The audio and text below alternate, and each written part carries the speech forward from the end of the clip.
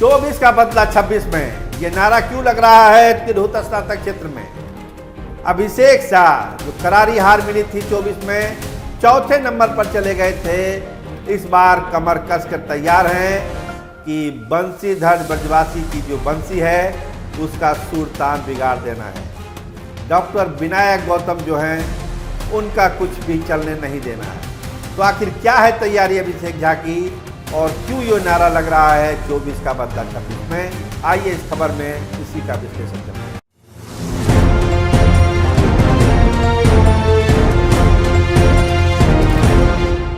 4 जिले मुजफ्फरपुर, वैशाली, सीतामढ़ी और शिवहर, ये 4 जिले आते हैं तिरहुत स्नातक क्षेत्र में, जहां पर एमएलसी का चुनाव होना है। इन चारों जिले के वोटर रहेंगे। पिछले बार जो उपचुनाव हुआ था देवेश बाबू के खाली करने से सीट, उसमें बंसीधर ब्रजवासी जो है एकदम कहिए कि अचानक उभरे। शिक्षकों वाला सेंटीमेंट था, टीचर वाला, उसमें इनको फायदा हुआ और वो एमएलसी बनकर पटना चले आए। लेकिन अब गंगा में पानी बहुत बह चुका है।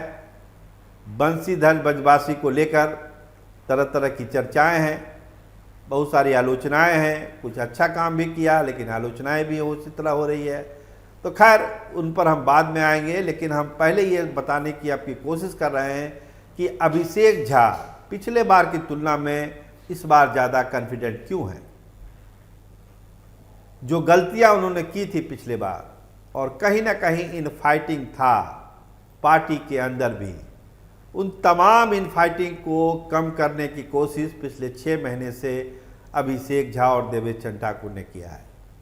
मतलब पार्टी एकजुट दिखे, जनता दल यूनाइटेड एकजुट दिखे, कहीं से कोई विरोध का स्वर ना हो, इसकी कोशिश पिछले 6 महीने से हो रही है। भारतीय जनता पार्टी का पूरा समर्थन मिले।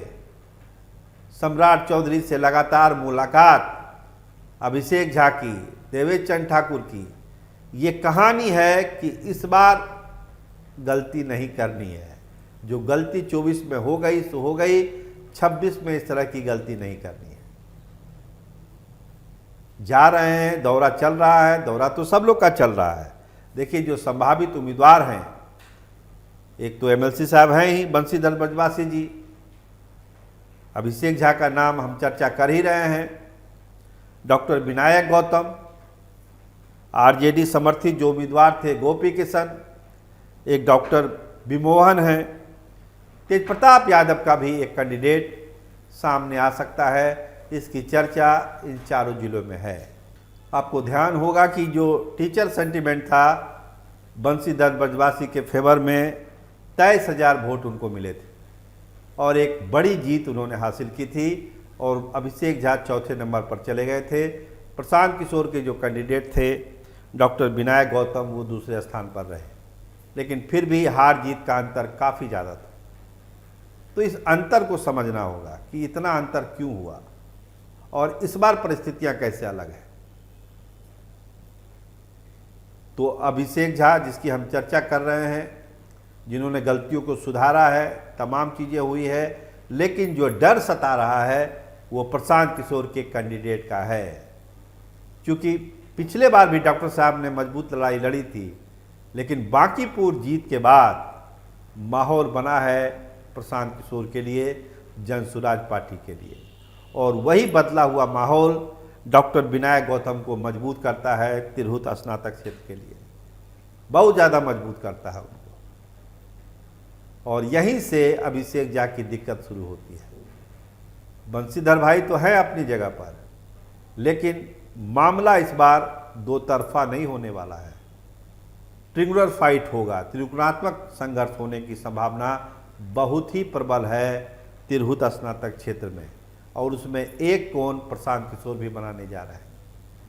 क्योंकि जो तैयारी है प्रशांत किशोर खेमे में तिरहुत को लेकर, वो हम आपको बताएं कि कोई चूक ना रहे। जिस तरह से अभिषेक झा अपनी रणनीति बना रहे हैं कि कोई चूक ना रह पाए, वही रणनीति बनाई जा रही है प्रशांत किशोर खेमे की तरफ से कि कोई चूक इस बार ना हो जाए। 24 में जो गलती हुई 26 में उसको सुधार लिया जाए।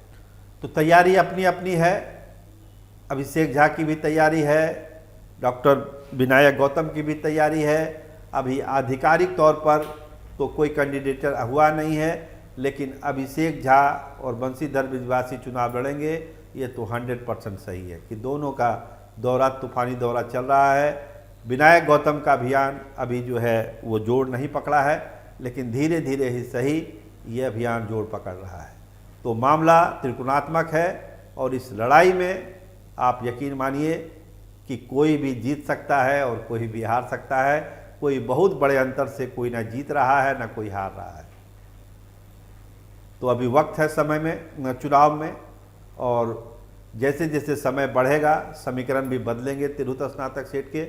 हम आपको अपडेट देते रहेंगे। आप देखते रहिए Y24। आपका बहुत धन्यवाद, आपका बहुत बहुत शुक्रिया।